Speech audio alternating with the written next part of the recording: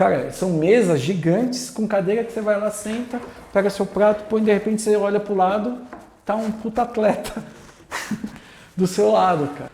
Essas 12 horas de fuso, cara, primeiro que a viagem dura 30 horas. Eu até posso fazer com ela, né? E aí tem a medalha que eu ganhei da participação.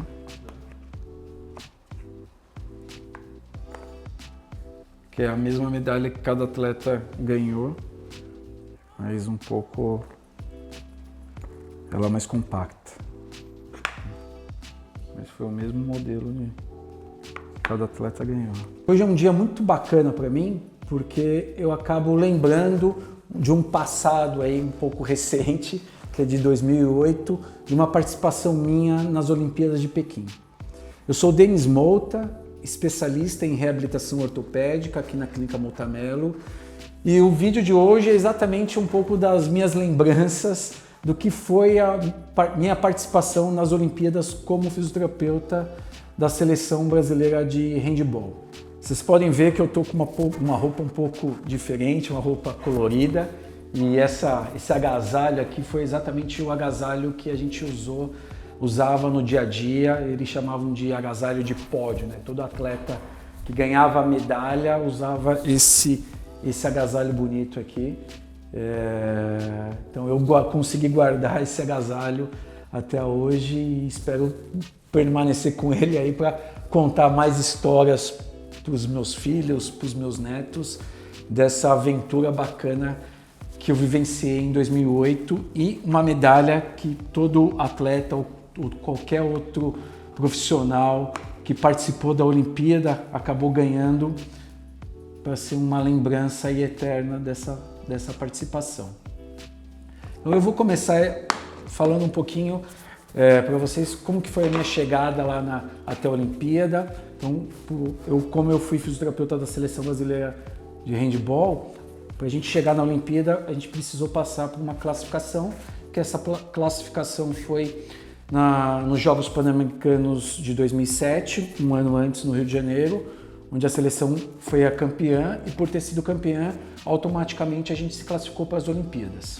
Ao longo desse um ano, foram muitos treinos, muitas etapas de treino duras, onde a gente fez várias viagens a cada 15, 20 dias, a gente fazia viagens aí para fora do país para fazer essa preparação ao longo de todo esse ano. E chegamos na Olimpíada. A chegada na Olimpíada é um marco, né? A entrada na Vila Olímpica, né? É um marco porque é onde é a reunião de todos os atletas. E o que é a Vila Olímpica? A Vila Olímpica é um complexo de apartamentos que normalmente o país sede, ele faz esse complexo de apartamentos justamente para depois das Olimpíadas esses complexos de apartamentos ou serem doados para a população, ou se quem fez esse complexo de apartamentos, se foi uma empresa privada, eles acabam sendo vendidos. Então é como se fosse um grande condomínio com várias torres e cada torre pertence a um país.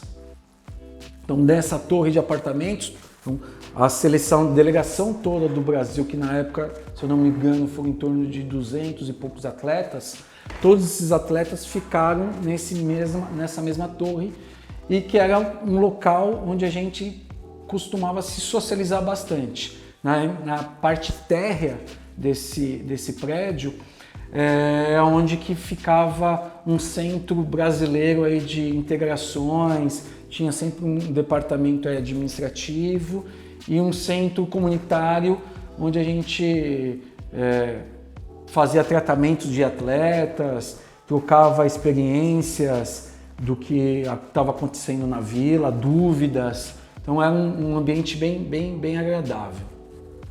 E na vila como um todo, eu, profissional da área da saúde, tentei de uma certa maneira me aproximar de outros profissionais. Para quê? Para a gente entender um pouco do que é o tratamento que estava sendo feito pelo mundo, né? Hoje a gente tem uma facilidade muito grande de internet, de Instagram, onde a gente consegue ver vídeos, mas em 2008 a gente era muito restrito, não tinha essa interação tão fácil como a gente tem hoje. Então eu fui atrás buscar essas experiências de conversar com fisioterapeutas de outros países e principalmente como a gente estava na China, entender um pouco mais desse trabalho, desse tratamento do que é a medicina chinesa. Então consegui ter aí essa experiência, principalmente da medicina oriental chinesa, que é uma medicina completamente diferente da gente, e que consegui aprender algumas técnicas e que até hoje acabo aplicando nos pacientes aqui na nossa clínica. Então, isso para mim foi muito rico de vivenciar na prática essa nova cultura e essas novas tendências de tratamento de pacientes e de atletas. Uma lembrança que eu tenho e que foi muito bacana da Olimpíada em relação à importância da área da saúde, de profissionais da área da saúde para auxiliar os atletas, mais ou menos há uns 8 a 10 dias antes do início da Olimpíada, a gente estava num jogo amistoso e um dos nossos atletas ele teve um entorse de tornozelo e esse tornozelo imediatamente inchou e esse atleta não conseguia nem direito apoiar o pé no chão.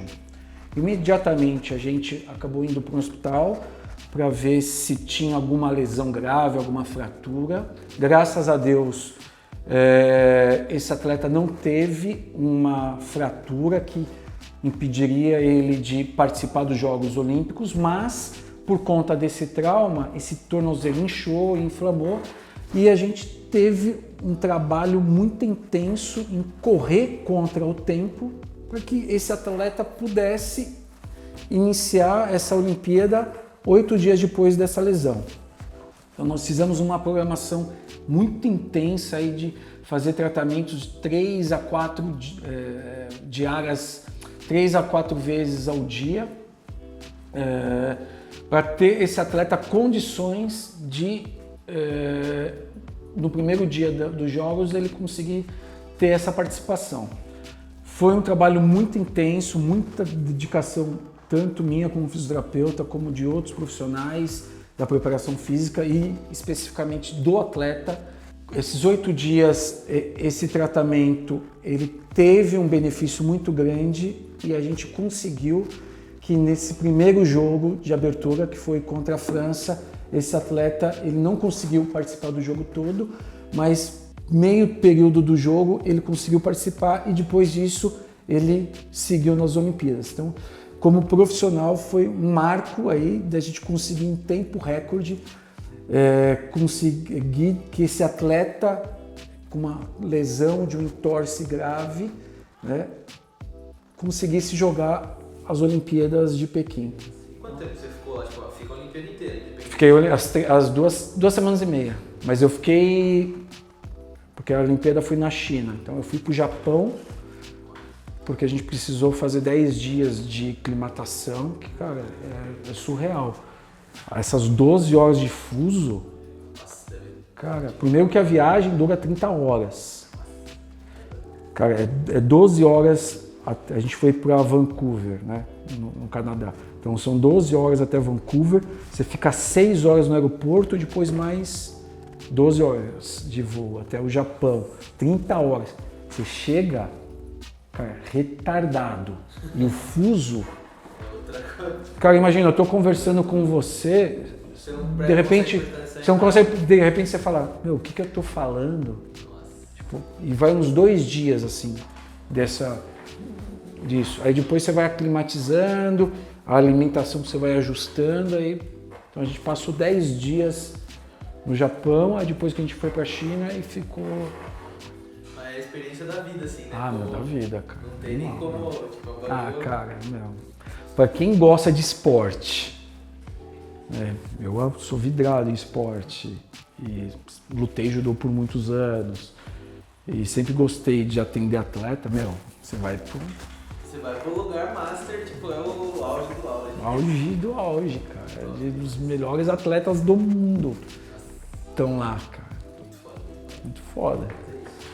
Bom, acho que Mesas separadas, imagina bandejão, sabe bandejão mesmo?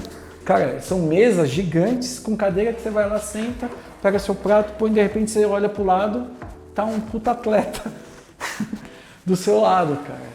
Meu, animal. Um restaurante 24 horas por dia, McDonald's aberto. Teve um dos dias, acho que tá quase já indo embora. Eu fui ver um jogo, cheguei tarde, já tinha finalizado o handball. Acho que fui ver um jogo de vôlei. Cheguei tarde, era umas 11 da noite. Falei, puta fome, falei, vou comer no Mac.